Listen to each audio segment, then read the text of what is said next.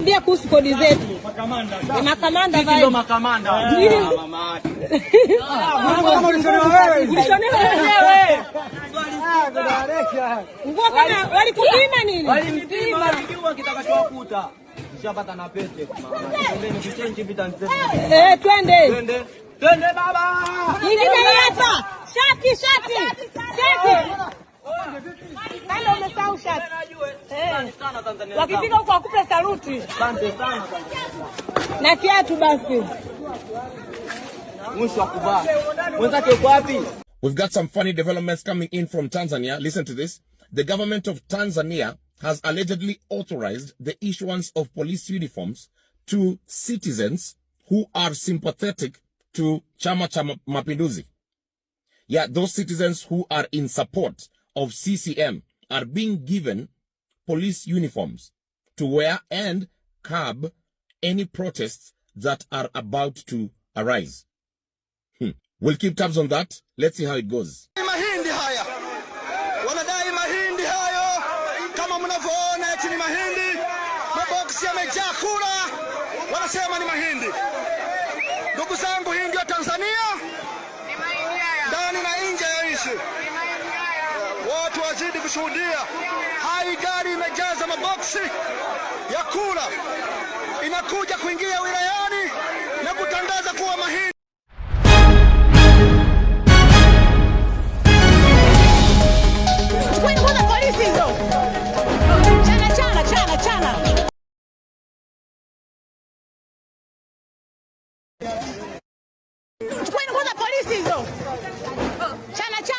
Chana. Mfomu. Bado mchukua buti. Beba. Dr. DJ hapa. Baini jango. What is that?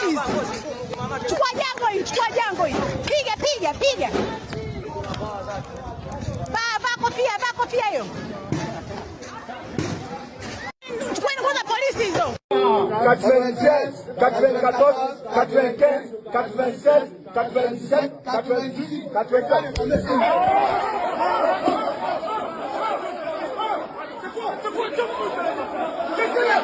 Check that the M in CCM, Mapinduzi, actually means revolution. Revolution, yeah. Not reforms, yeah? Yeah. Now, 48 years later, I think the real revolution is going to happen in Tanzania, the Mapinduzi ukweli. And it's quite unfortunate because, of course, Tanzania was a single-party state for many years, up until 1992 when they adopted the multipartyism and had their first election in 1995, being a multi-party election. Of course, we can debate here the quality of the multipartyism that we've seen in Tanzania. But it's so unfortunate that because Kenya became a multi-party state in 1992, returned to that 1991. And the first election, and the first election was in 1992. So we are almost age mates when it comes to that. But to an extent that Kenya has actually continued to have multi-party elections, never mind the quality of those, but at least we had the major transition in the year 2002 when the ruling party fell and you had an opposition candidate ascending to the office. And Tanzania is yet to get to that point, to an extent that now even the opposition candidates are not being allowed to stand in elections. You recall what happened to the previous leader in previous elections. Remember me the name? John Pombe Magufuli. No, the former leader of Chadema. There was Tundu Lissu and Bowe. Yes. So you've seen the sort of treatment or the mistreatment that we've seen on that front. But then again, even as you talk about the attempts to review the Constitution, if you have to look at the Constitution, the copy that I have, because I don't know which is the latest. Article 41 of the Constitution, Article 7, saying that when a candidate is declared by the Electoral Commission to have been duly elected in accordance with this article, then no court of law shall have any jurisdiction to inquire into the election of that candidate. I mean, how do you put that in a constitution? Knowing too well, how do you appoint the Electoral Commission? It is heavily dependent on the wishes of the ruling party and, of course, the government of the day. So it is likely that particular players, stakeholders, may be dissatisfied with the presidential election. when you put a requirement that once the commission declares an election, no court can have jurisdiction, and it has been settled by different institutions, including, I think, the African Court, saying that that constitution is a recipe for chaos and disorganization in that particular country. So I think here you're dealing with a country that has not been alive to the reality of the moment. And you've seen, even when Kenya was having its issues with the Gen Z demonstrations in 2024 and the anniversary in 2025, we've seen the Parliament of Tanzania standing up and calling us names, even when some members of Parliament have said a few things, or Kenyans on the online platforms have said a few things about Tanzania. They have stood in that house and lectured Kenya and saying that Kenya is full of bad manners, that Kenyan youth are not listening to the older persons. But I think in this country we have been able to prove that it doesn't matter that if you're older, it means that you have the best interest of the citizens at heart. That has been proven, at least in Kenya.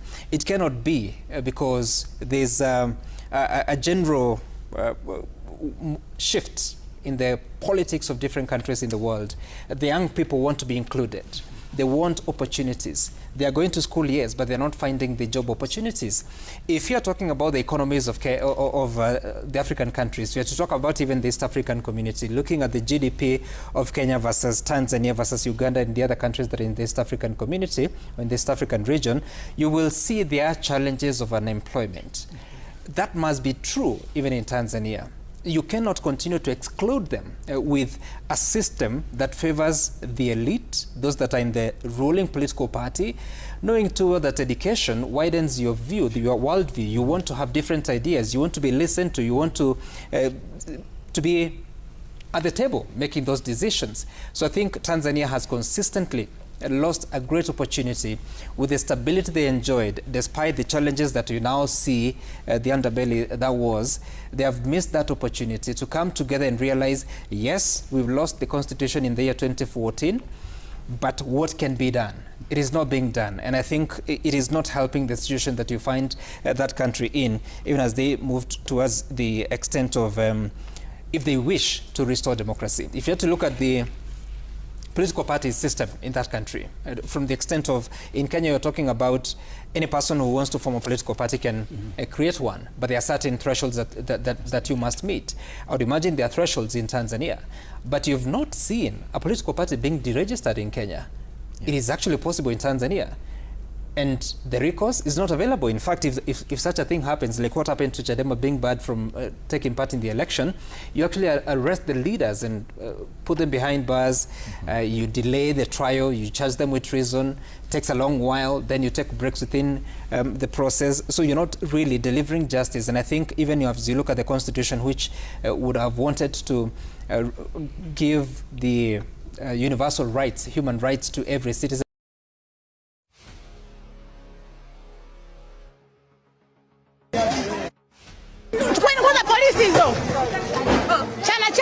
chana uniform bado chukua buti